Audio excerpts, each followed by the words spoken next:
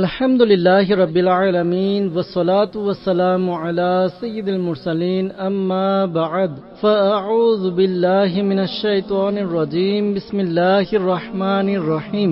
এই সপ্তাহের রিসালা জাহান্নাম কি, এই বিষয়বস্তু নেকি দাওয়াতের 556 থেকে 584 পৃষ্ঠা থেকে নেওয়া হয়েছে। আত্মারের দোয়া। হে মুস্তাফা সাল্লাল্লাহু আলাইহি ওয়াসাল্লামের প্রতিপালক, যে এই জাহান্নাম কি পুস্তিকাটি পড়ে বা শুনে নিবে তাকে জাহান্নামের আযাব থেকে রক্ষা করো, আর তাকে তার মা বাবা সহ জান্নাতুল ফিরদাউসে বিনা হিসাবে প্রবেশ করাও। আমিন বিজাহিন নবিয়িল আমিন সাল্লাল্লাহু তাআলা আলাইহি ওয়াসাল্লাম। দরুদ শরীফের ফজিলত। নবী করিম সাল্লাল্লাহু আলাইহি ওয়াসাল্লাম ইরশাদ করেন, কিয়ামতের দিন আরশের ছায়া ব্যতীত আর কোনো ছায়া থাকবে না। 3 ধরনের ব্যক্তি আল্লাহ পাকের আরশের ছায়া থাকবে। আরজ করা হলো, ইয়া রাসূলুল্লাহ সাল্লাল্লাহু আলাইহি ওয়াসাল্লাম, তারা কারা? ইরশাদ করলেন, নাম্বার 1, ওই ব্যক্তি যে আমার উম্মতের পেরেশানি দূর করে। নাম্বার 2, আমার সুন্নতকে জীবিতকারী। নাম্বার 3, আমার প্রতি অধিক হারে দুরূদ শরীফ পাঠকারী। সাল্লু আলাল হাবিব সাল্লাল্লাহু তাআলা আলা মুহাম্মদ সাল্লাল্লাহু তাআলা আলাইহি ওয়াসাল্লাম। ফ্যাশন পূজারীরাই কি সম্মানিত? প্রিয় ইসলামী ভাইরা, গভীরভাবে ভাবনার বিষয়। বর্তমানে কি দুনিয়াকে অনেক বড় কিছু মনে করা হচ্ছে না? বর্তমানকার সংখ্যাগরিষ্ঠ মুসলমানদের কি অন্তর থেকে ইসলামের সত্যিকারের ভাবমূর্তি বের হয়ে যাচ্ছে না? নেকি দাওয়াত দেওয়া ও অসৎ কাজ থেকে নিষেধ করা কি বর্জন করা হচ্ছে না? পরস্পরের মাঝে গালাগালি কি জোরে সোরে বৃদ্ধি পায়নি? শত কোটি আফসোস, বর্তমানে সংখ্যাগরিষ্ঠদের জীবন ধারণের ধরন এটাই জানাচ্ছে যে দুনিয়াকে আখিরাতের উপর প্রাধান্য দেয়া হচ্ছে। শরীয়ত ও সুন্নত থেকে মাআযাল্লাহ মানুষ দূরে সরে যাচ্ছে। সুন্নত থেকে দূরে সরে যাওয়া এবং ইংরেজি ফ্যাশনের আসক্তি অবশেষে এই সমাজকে যে কোথায় নিয়ে যাবে? প্রিয় ইসলামী ভাইরা, হুঁশে ফিরে আসুন আর মৃত্যুর পূর্বে পরিশুদ্ধ হয়ে যান। বিশ্বাস করুন, এ সকল অধঃপতন দুনিয়ার ভালোবাসাই ডেকে এনেছে। দুনিয়ার প্রতি ভালোবাসার কারণে আজ মানুষ সুন্নত থেকে দূরে সরে গেছে। প্রিয় নবী সাল্লাল্লাহু তাআলা আলাইহি ওয়াসাল্লাম ইরশাদ করেন, দুনিয়ার ভালোবাসা সকল গুনাহের মূল। শত কোটি আফসোস, জান্নাতের চিরস্থায়ী নিয়ামত অর্জনের জন্য নগণ্য ঘরোয়া আরাম আয়েশ ছেড়ে শুধুমাত্র কদিনের জন্য সুন্নত প্রশিক্ষণের উদ্দেশ্যে আল্লাহর পথে সফর করার জন্য আজ আমরা প্রস্তুত হই না। অথচ নশ্বর পৃথিবীর ক্ষণস্থায়ী সম্পদ অর্জনের জন্য নিজের পরিবার থেকে বছরের পর বছরের জন্য হাজার মাইল দূরে যাওয়ার জন্য মুহূর্তে প্রস্তুত হয়ে যাই। মুসলমানের ধর্মীয় অধঃপতন ও অমুসলিমদের তাদের উপর আগ্রাসন, মসজিদ সময়ের শূন্যতা, সিনেমা হল এবং বিনোদন কেন্দ্রসমূহের পূর্ণতা, ইংরেজি সংস্কৃতির আসক্তি, পশ্চিমা ফ্যাশনের জয় জয়কার, সিনেমা নাটক দেখার জন্য ঘরে ঘরে টিভি, কেবল সিস্টেম, ইন্টারনেট ও ভিসিআর, চারিদিকে গুনাহের ছড়াছড়ি এবং মুসলমানদের অধিকাংশেরই চারিত্রিক অবনতি, এসব কিছু কি আমাদের চিৎকার করে ভাবনার দাওয়াত দিচ্ছে না যে আমাদের নিজের এবং সারা দুনিয়ার মানুষের সংশোধনের চেষ্টার জন্য মাদানী কাফেলায় অবশ্যই মুসাফির হওয়া উচিত? আজ আমাদের পক্ষে জীবনে একবার একত্রে 12 মাস, প্রতি 12 মাসে 30 দিন এবং সারা জীবন প্রতি মাসে 3 দিনের জন্য দাওয়াতে ইসলামের মাদানী কাফেলায় আশিকানে রসুলের সাথে সুন্নতে ভরা সফর করা খুবই কঠিন হয়ে যাচ্ছে। সকল ইসলামী ভাইয়েরা এই নিয়ত করে নিন যে জীবনে একবার একত্রে 12 মাস, প্রতি 12 মাসে একত্রে 30 দিন এবং সারা জীবন প্রতি মাসে 3 দিনের জন্য আশিকানে রসুলের সাথে দাওয়াতে ইসলামের মাদানী কাফেলায় সুন্নতে ভরা সফর করব ইনশাআল্লাহ আজ্জা ওয়া জাল। মাদানী কাফেলার বরকত লাভের জন্য একটি মাদানী বাহার লক্ষ্য করুন। বাবুল মদিনা এক ইসলামী ভাইয়ের বর্ণনার কিছুটা এরূপ, আমি অত্যন্ত বিপদগামী মানুষ ছিলাম। সিনেমা নাটকের আসক্ত হওয়ার পাশাপাশি ভবঘুরে ছেলেদের সাথে বন্ধুত্ব ও গভীর রাত পর্যন্ত তাদের সাথে ঘুরে বেড়ানো আমার দৈনন্দিন কাজ ছিল। আমার খারাপ আচরণের কারণে শুধু পুরো বংশের লোকেরা নয়, বরং আমার নিজের পিতাও আমাকে ভয় পেত। ঘরে আমার আগমনে আতঙ্ক বিরাজ করত, এমনকি অপরকে আমার সাহচর্যের ভয়াবহতা থেকে বাঁচানোর জন্য বলতো। অবস্থা এমন পর্যায়ে পৌঁছে গিয়েছিল যে আব্বা আমাকে ঘর থেকে বের করে দেওয়ার জন্য মনস্থির করে নিয়েছিল। আমার গুনাহে ভরা পরন্ত বিকেলে বসন্তের ভোরের বাতাস কিছুটা এভাবে লাগলো যে দাওয়াতে ইসলামে এক মুবাল্লিগ প্রবল ভালোবাসা সহকারে একক প্রচেষ্টা করে আমাকে দাওয়াতে ইসলামের অধীনে দেশের প্রসিদ্ধ শহর কোয়েটায় প্রাদেশিক পর্যায়ে অনুষ্ঠিত 2 দিন ব্যাপী সুন্নতে ভরা ইজতিমায় অংশগ্রহণের দাওয়াত দিলেন। আমি বিষয়টি আব্বার অনুমতির উপর ছেড়ে দিলাম।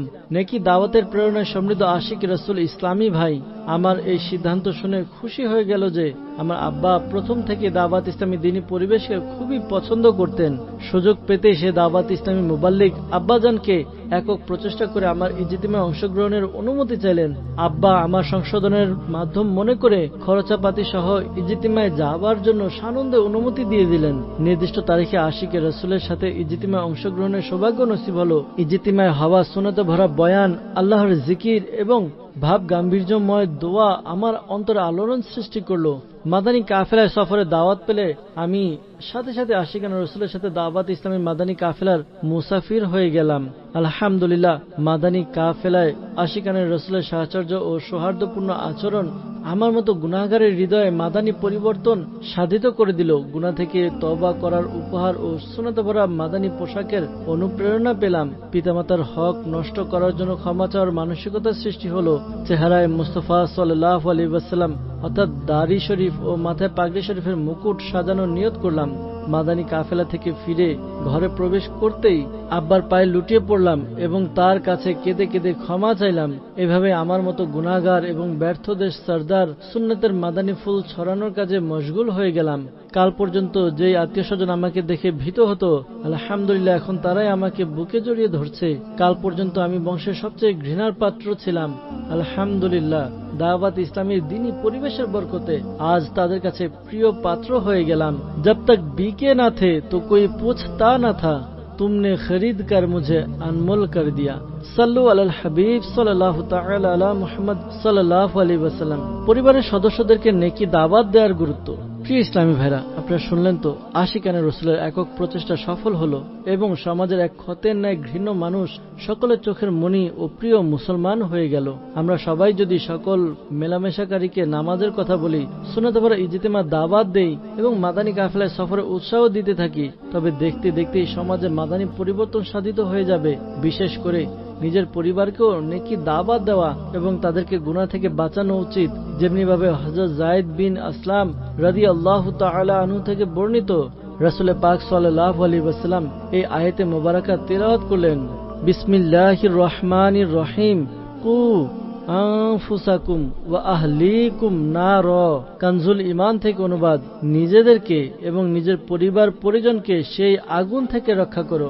সাহাবায়ে কিরাম আলাইহিমুর রিদওয়ান আরজ করলেন, ইয়া রাসূলুল্লাহ সাল্লাল্লাহু আলাইহি ওয়াসাল্লাম, আমরা আমাদের পরিবারকে কিভাবে আগুন থেকে বাঁচাবো? প্রিয় নবী সাল্লাল্লাহু আলাইহি ওয়াসাল্লাম ইরশাদ করলেন, তাদেরকে ওই সকল কাজ করার আদেশ দাও যা আল্লাহ পাকের পছন্দ এবং ওই সকল কাজ থেকে নিষেধ করো যা আল্লাহ পাকের অপছন্দ।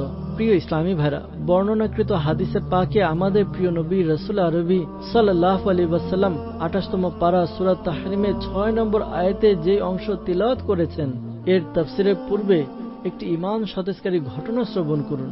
যেমনটি দাওয়াত ইসলামীর মাকতাবাতুল মদিনায় প্রকাশিত 1012 পৃষ্ঠা সম্বলিত কিতাব জাহান্নাম মে লে জানে ওয়ালে আমাল দ্বিতীয় খণ্ডের 881 পৃষ্ঠায় রয়েছে। হযরত ইবনে আব্বাস রাদিয়াল্লাহু আনহুমা বলেন, যখন আল্লাহ পাক প্রিয় নবী সাল্লাল্লাহু আলাইহি ওয়াসাল্লামের প্রতি এই আয়াতে মুবারাকা অবতীর্ণ করলেন, বিসমিল্লাহির রহমানির রহিম, ইয়া আইয়ুহাল্লাযীনা আমানু কু আনফুসাকুম ওয়া আহলিকুম নার ওয়াকুদুহান নাসু ওয়াল হিজারা। কানজুল ঈমান থেকে অনুবাদ, হে ঈমানদারগণ, তোমরা নিজেদেরকে এবং নিজের পরিবার পরিজনকে সেই আগুন থেকে রক্ষা করো যার ইন্ধন হচ্ছে মানুষ আর পাথর। তখন প্রিয় নবী সাল্লাল্লাহু আলাইহি ওয়াসাল্লাম তা সাহাবায়ে কিরাম আলাইহিমুর রিদওয়ানের সামনে তিলাওয়াত করলেন। তখন এক যুবক বেহুশ হয়ে পড়ে গেল। প্রিয় নবী সাল্লাল্লাহু আলাইহি ওয়াসাল্লাম তার বুকে নিজের হাত মুবারক রাখলেন। তখন সে নড়াচড়া করতে লাগলো। রাসূল পাক সাল্লাল্লাহু আলাইহি ওয়াসাল্লাম ইরশাদ করলেন, হে যুবক, লা ইলাহা ইল্লাল্লাহু বলো। সে বলল। তখন প্রিয় নবী সাল্লাল্লাহু আলাইহি ওয়াসাল্লাম তাকে জান্নাতের সুসংবাদ দিলেন। সাহাবায়ে কিরাম আলাইহিমুর রিদওয়ান আরজ করলেন, ইয়া রাসূলুল্লাহ সাল্লাল্লাহু আলাইহি ওয়াসাল্লাম, আমাদের মাঝ থেকেও কি, অর্থাৎ আমাদের মধ্য থেকে অন্য কারো এরূপ হয়ে গেলে তবে? নবী করিম সাল্লাল্লাহু আলাইহি ওয়াসাল্লাম ইরশাদ করলেন, তোমরা কি আল্লাহ পাকের এই বাণীটি শুনোনি? বিসমিল্লাহির রহমানির রহিম, যালিকা লিমান খাফা মাকামি ওয়া খাফা ওয়াঈদ।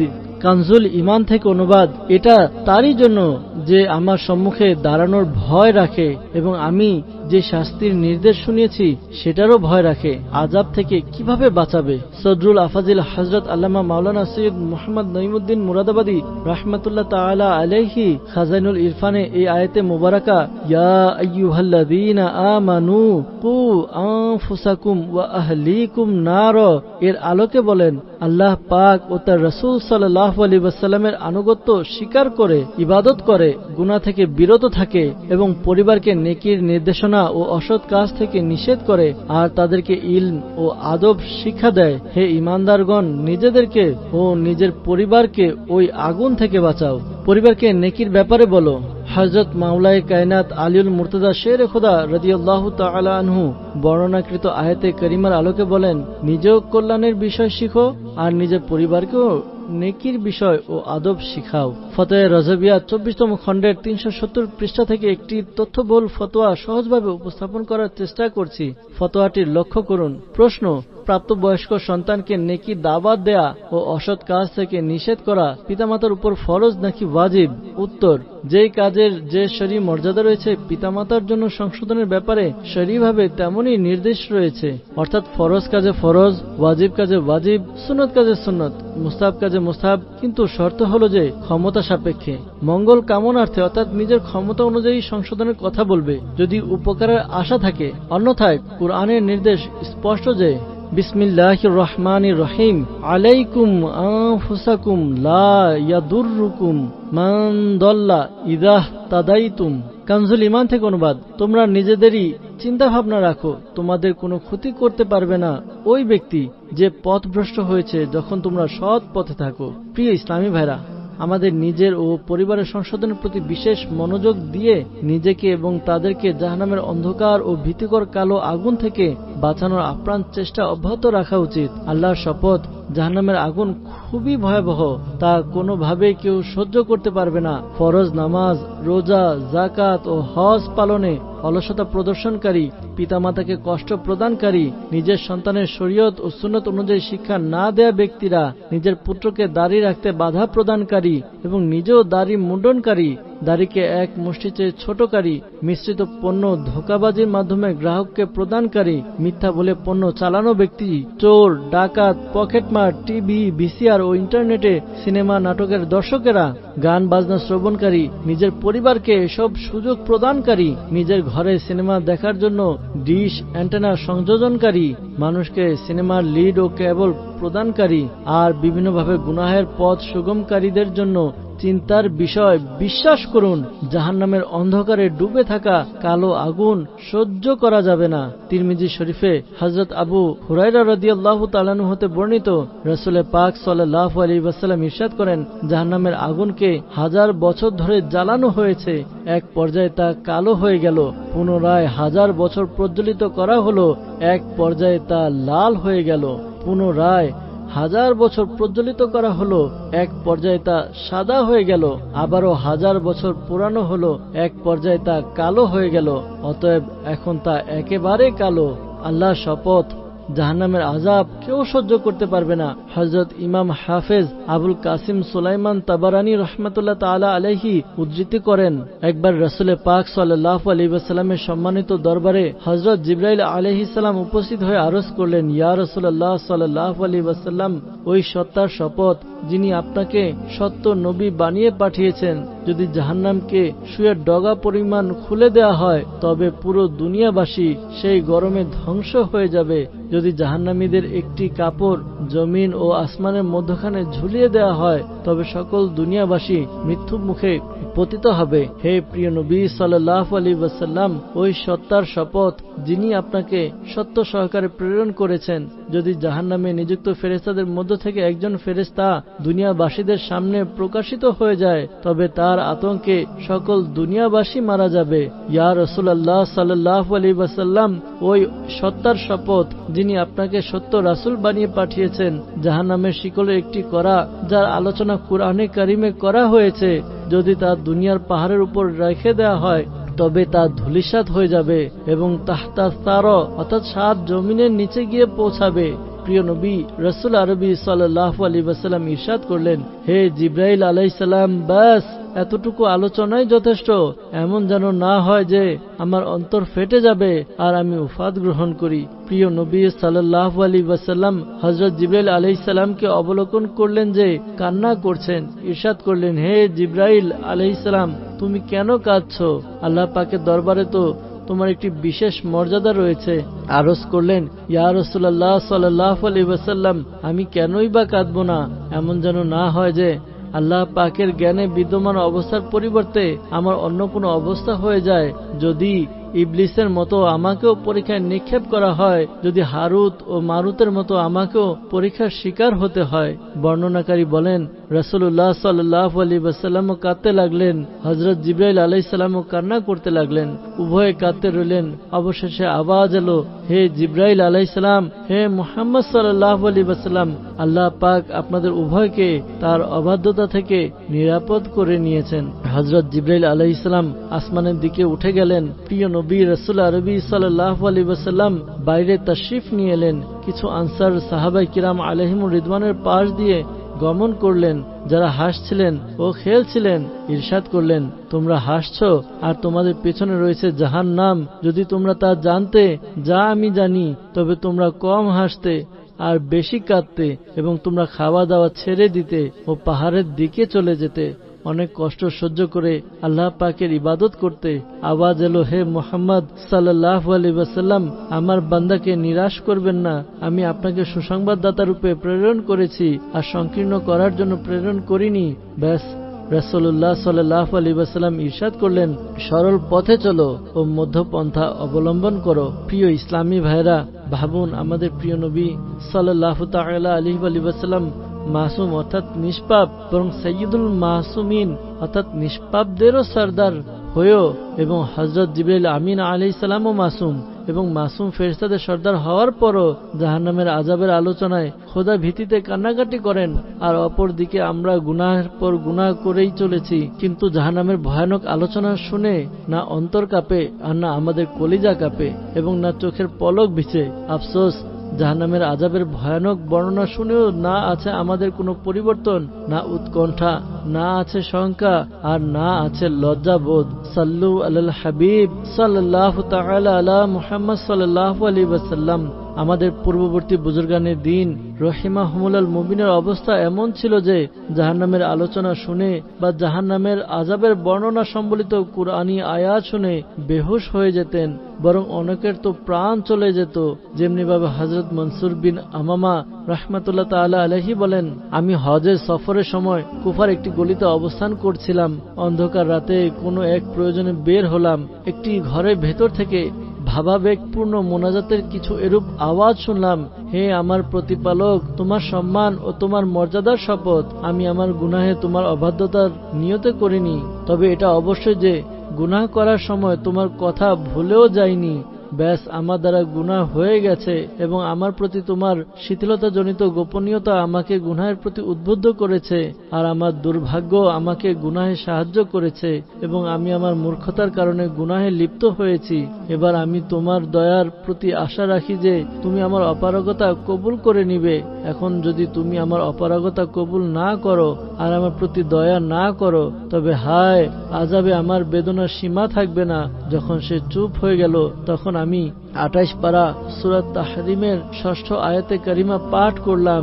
ইয়া আইয়ুহাল্লাযীনা আমানু কু আনফুসাকুম ওয়া আহলিকুম নারান ওয়াকুদুহান নাসু ওয়াল হিজারাতু আলাইহা মালাইকাতুন গিলাযুন শিদাদুন لا يعصون الله ما أمرهم ويفعلون ما يؤمرون। কানজুল ঈমান থেকে অনুবাদ, হে ঈমানদারগণ, নিজেদেরকে ও নিজেদের পরিবারবর্গকে ওই আগুন থেকে রক্ষা করো যার ইন্ধন হচ্ছে মানুষ আর পাথর, যার উপর নিয়োজিত রয়েছে কঠোর নির্মম ফেরেশতারা যারা আল্লাহর নির্দেশ অমান্য করে না এবং যা তাদের উপর আদেশ হয় তাই করে। আয়াতে মুবারাকা পাঠ করার পর আমি একটি প্রকট চিৎকার ও কিছু পড়ে যাওয়ার আওয়াজ শুনলাম এবং এরপর নিস্তব্ধ হয়ে গেল। আর কোনো ধরনের নড়াচড়া আওয়াজ অনুভব করলাম না। অতঃপর আমি আমার কাজ সেরে আমার বাসস্থানে ফিরে এলাম। যখন আমি সকাল সকালে সেদিকে গেলাম তখন শোকার্ত মানুষের ঢল ছিল আর কান্নার আওয়াজ আসছিল। এমন সময় এক অতিশয় বৃদ্ধাকে দেখলাম যে কাঁদতে কাঁদতে বলছিল, আল্লাহ আমার সন্তানের হত্যাকারীকে প্রতিদান না দিক, কেননা সে আমার সন্তানের নিকট আল্লাহর আযাবের বর্ণনা সম্বলিত আয়াতে কারিমা তিলাওয়াত করেছে, যার প্রভাব সহ্য করতে না পেরে সে খোদাভীতির কারণে পড়ে গেছে আর মারা গেছে। হযরত মনসুর বিন আমামা রাহমাতুল্লাহ তাআলা আলাইহি বলেন, সে রাতে আমি স্বপ্নে এক ব্যক্তিকে দেখলাম যে আমাকে বলছিল, আমি সেই ব্যক্তি যে আপনার মুখে সূরা তাহরিমের ৬ষ্ঠ আয়াতে কারিমার তিলাওয়াত শুনে খোদাভীতির কারণে মারা গিয়েছিলাম। আমি জিজ্ঞাসা করলাম, মা ফাআলাল্লাহু বিকা, আল্লাহ পাক আপনার সাথে কিরূপ আচরণ করেছেন? সে উত্তর দিল, আল্লাহ পাক আমার সাথে তেমনই আচরণ করেছেন যা বদরের শহীদদের সাথে করেছিলেন।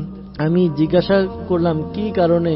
সে বলল, এই কারণে যে আল্লাহ পাক তাদেরকে কাফেরের তরবারি দ্বারা শহীদ করেছেন আর আমাকে তার প্রেমের তরবারি দ্বারা। সাল্লু আলাল হাবিব সাল্লাল্লাহু তাআলা আলা মুহাম্মদ সাল্লাল্লাহু আলাইহি ওয়াসাল্লাম। প্রিয় ইসলামী ভাইরা, আপনারা শুনলেন তো আল্লাহ পাকের প্রতি ভীতি প্রদর্শনকারী ভয়কারীদেরও কিরূপ শান হয়ে থাকে। যে আয়াতে কারিমা শুনে খোদাভীতি সম্পন্ন বান্দাটি প্রাণ দিয়ে দিয়েছিল, তাতে নিজের পাশাপাশি পরিবারকেও জাহান্নামের আগুন থেকে বাঁচানোর নির্দেশ দেওয়া হয়েছে।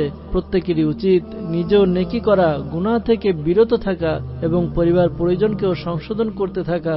হযরত আল্লামা কুরতুবী রহমাতুল্লাহ তাআলা আলাইহি হযরত ইলকিয়া রহমাতুল্লাহ তাআলা আলাইহির বাণী উদ্ধৃত করেন, আমাদের উপর ফরজ হলো যে নিজের সন্তান ও নিজের পরিবারকে দ্বীনের শিক্ষা দেয়া, কল্যাণের বিষয় শেখানো এবং ওই সকল আদব ও দক্ষতার শিক্ষা দেয়া যেগুলো ছাড়া উপায়ই নেই। সদরুস শরিয়া বদরুত তরিকা হযরত আল্লামা মাওলানা মুফতি মুহাম্মদ আমজাদ আলী আজমি রহমাতুল্লাহ তাআলা আলাইহি বলেন, সর্বপ্রথম সন্তানকে কুরআনে মাজিদ শিক্ষা দিন ও দ্বীনের প্রয়োজনীয় বিষয়াদি শিখান।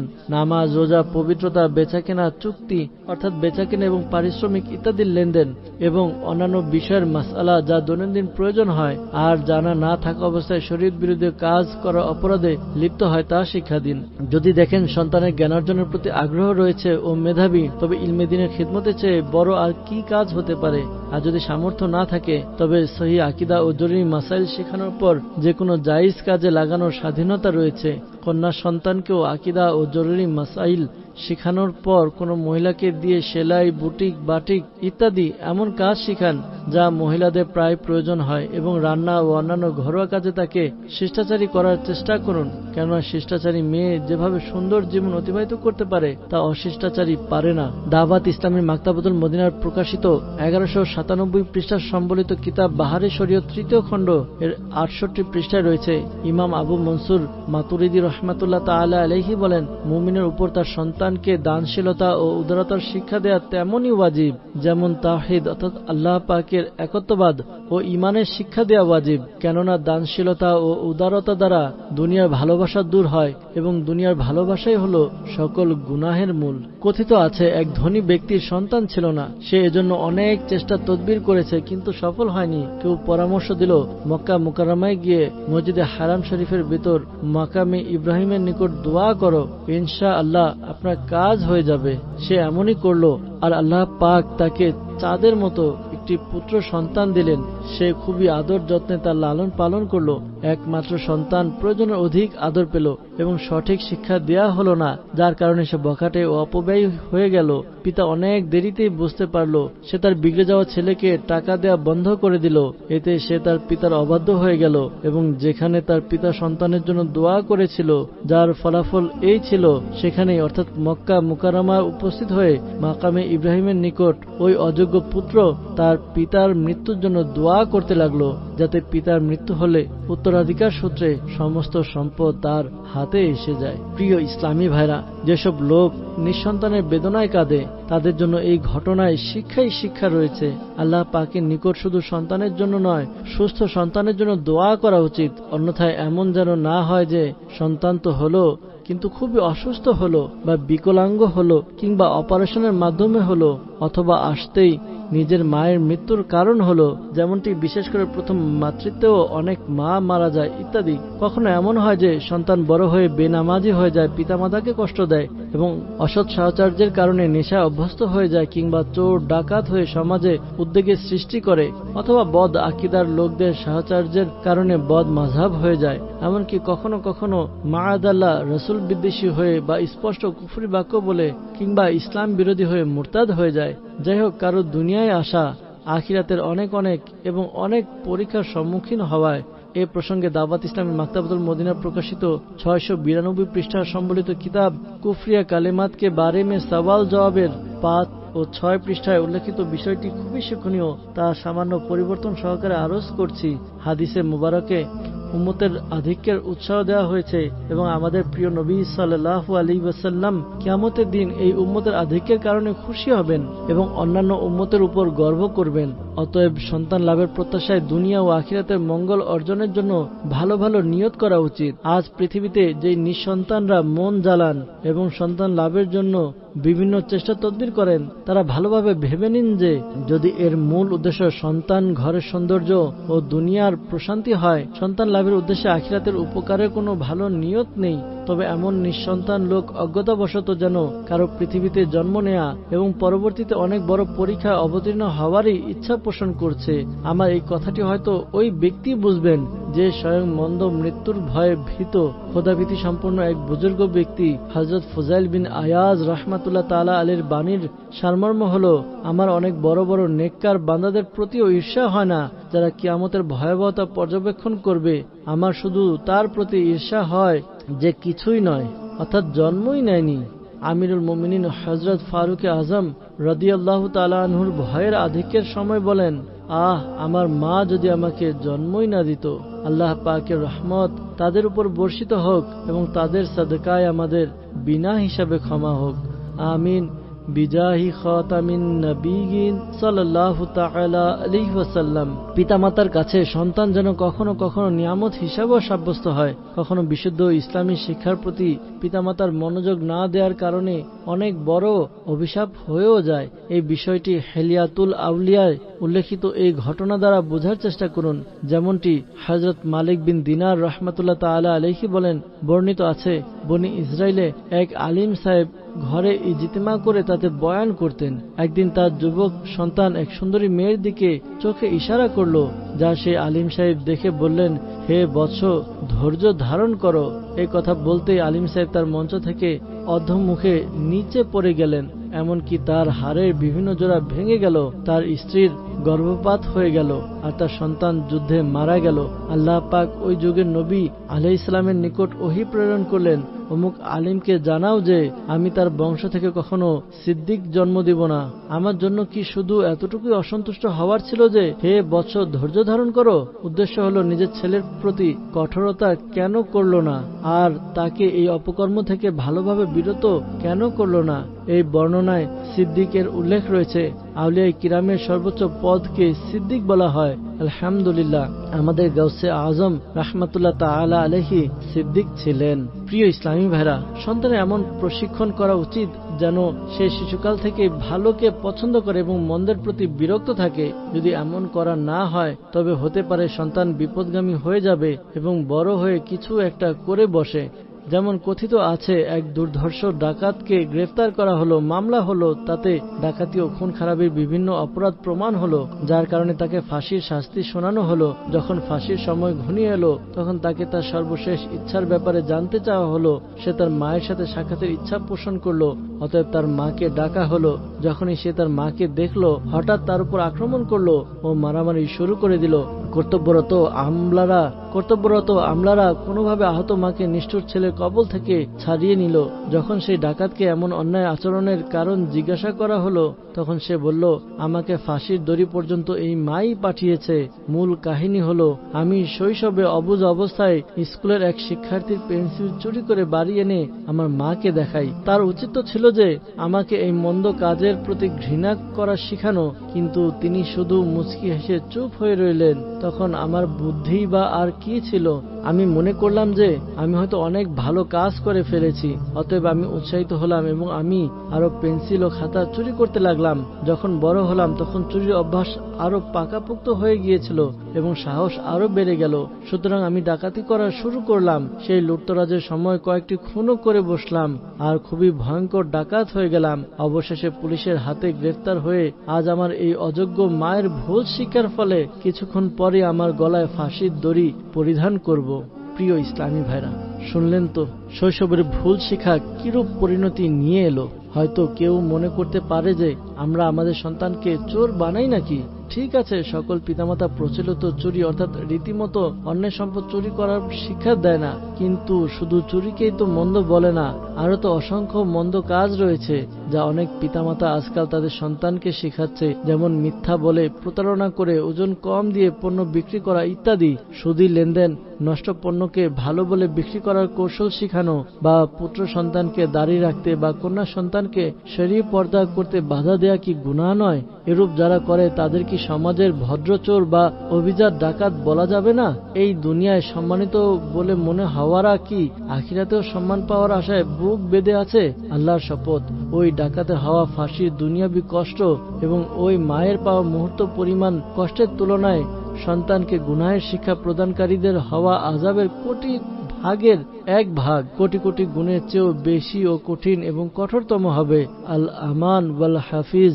আমাদের বর্তমান সমাজের একটি আশ্চর্যজনক হৃদয় বিদারক ঘটনা শুনুন এবং আফসোস করুন যে পিতামাতার পক্ষ থেকে সুন্নাতে ভরা প্রশিক্ষণ না পাওয়া অবস্থায় সন্তান কি ধরনের অভাবনীয় কর্মকাণ্ড করে থাকে। যেমনি ভাবে হায়দ্রাবাদ শহরের এক ইসলামী ভাইয়ের বর্ণনার সারাংশ হলো, 2001 সালে আমাদের এলাকা অনেক বড় এক শিল্পপতির মৃত্যু হলো। মানুষ তার সুরম্য বাংলোয় জড়ো ছিল। এমন সময় তার 19 বছরের ছেলে, যে কিনা একটি মডার্ন স্কুলে পড়তো, সে কোথায় যাওয়ার জন্য তড়িঘড়ি করে বের হলো। কেউ তড়িঘড়ি করার কারণ জিজ্ঞাসা করলে সে বলতে লাগলো, আমার আব্বা আমাকে খুবই ভালোবাসতো, তাই আমি ভাবলাম যে শেষ সময়ে নিজের হাতে তার কিছু সেবা করব, তাই তার মৃতদেহ পোড়ানোর জন্য আমি নিজেই কাঠ নিয়ে আসব। একথা শুনে লোকজন হতবাক হয়ে গেল যে তার পিতা তো মুসলমান ছিল, তবে তাকে পোড়ানোর জন্য কাঠ কেন আনতে হচ্ছে। ভাবনার এক পর্যায়ে বুঝতে পারল যে এই হতভাগা অমুসলিমদের সিনেমায় লাশ পোড়ানোর দৃশ্য দেখেছে, তাই তার মনে এই বিষয়টি গেঁথে গেছে যে কেউ মারা গেলে তাকে পোড়াতে হয়। এই সিনেমা প্রেমিক জানেই না যে মুসলমানকে পোড়ানো হয় না, দাফন করা হয়। যাই হোক, তার মরহুম পিতাকে দাফন করা হলো। যখন সিনেমার এই ভয়াবহ নেতিবাচক প্রভাবের এই ঘটনা সেই এলাকার লোকেরা জানলো, তখন তারা অনেক বড় শিক্ষা পেল। অনেক যুবক উদ্বুদ্ধ হয়ে কেবল লাইন কেটে দিল। কিছুদিন পর্যন্ত এই অবস্থায় চলল, কিন্তু ধীরে ধীরে নফস ও শয়তান আবার সবল হলো এবং কেবল লাইন পুনরায় লাগিয়ে নিল। सरवारे दी लीजे अपने नातवानों की खबर, नफ्सो शैतान सय्यदा कब तक दबाते जाएंगे। কালামে রেজার ব্যাখ্যা। আমার প্রিয় আলা হযরত রাহমাতুল্লাহ তাআলা আলাইহির এই পংক্তির অর্থ হলো, ইয়া রাসূলুল্লাহ সাল্লাল্লাহু আলাইহি ওয়াসাল্লাম, আমরা দুর্বল গোলামদের গুনাহ থেকে নিরাপত্তা দান করুন। হে আকা, আমরা গুনাহের রোগ থেকে কখন মুক্তি পাব? এই নফস ও শয়তান কতদিন পর্যন্ত গুনাহে ফাঁসিয়ে রাখবে? নফস ও শয়তানের অনিষ্ট থেকে বাঁচার একটি উত্তম পদ্ধতি হলো কোনো কামিল পীরের মুরিদ হয়ে যাওয়া। কেননা যখন তার শর্তাবলী সম্পন্ন পীরের উপর নফস ও শয়তানের আক্রমণ চলবে না, তখন তার বরকতে তার মুরিদদেরও নিরাপত্তার মাধ্যম হয়ে যাবে। এই শায়রিকে এক ব্যক্তি কত সুন্দরী বলেছেন, নিজের হাত কোনো কামিল পীরের হাতে দিয়ে নফসের হাত ভেঙে দাও, যাতে তোমার ফানাইয়াতের মর্যাদা অর্জিত হয়। প্রিয় ইসলামী ভাইরা, এই অদ্ভুত ঘটনায় শিক্ষা বিদ্যমান। যদিও বা আপনি আজ জীবিত আছেন, কিন্তু কাল অবশ্যই মরতে হবে। যদি আপনি আপনার সন্তানকে শুধুমাত্র দুনিয়াবী শিক্ষা দেন, সম্পদ উপার্জন শিখান, শুধু গান বাজনা শোনান, একের পর এক সিনেমা দেখান, দ্বীনি শিক্ষা না দেন বা না শিখান, মসজিদের পথ না দেখান, তার অন্তরে রাসূলের ভালোবাসার প্রদীপ না জ্বালান, প্রিয় নবী সাল্লাল্লাহু আলাইহি ওয়াসাল্লামের ভালোবাসার নিদর্শন প্রিয় মোবারক দাড়ি তার মুখে সাজাতে না দেন, বরং ঠিকই ফ্যাশনের জ্ঞান দেন, তবে মনে রাখবেন না সে আপনার জানাজা পড়তে পারবে, আর না সে আপনার জন্য ইসালে সওয়াব করতে পারবে। অথচ মৃত্যুর পর ইসালে সওয়াবের আপনারই অনেক বেশি প্রয়োজন হবে। রাসূল পাক সাল্লাল্লাহু আলাইহি ওয়াসাল্লাম ইরশাদ করেন, মৃত ব্যক্তির অবস্থা কবরে ডুবন্ত মানুষের ন্যায় হবে। সে অধীর আগ্রহে অপেক্ষায় থাকবে যে যেন তার নিকট পৌঁছে। আর যখন কারো দোয়া তার নিকট পৌঁছে, তখন তার নিকট তার দুনিয়া ও এতে যা কিছু রয়েছে সব কিছুর চেয়ে উত্তম হয়ে থাকে। আল্লাহ পাক কবরবাসীকে তাদের জীবিত আত্মীয়ের পক্ষ থেকে উপহার স্বরূপ দেয়া সওয়াব পাহাড়ের সমান করে দান করে থাকেন। জীবিতদের উপহার হলো মৃতদের জন্য মাগফিরাতের দোয়া করা। সাল্লু আলাল হাবিব সাল্লাল্লাহু তাআলা আলা মুহাম্মদ সাল্লাল্লাহু তাআলা আলাইহি ওয়াসাল্লাম।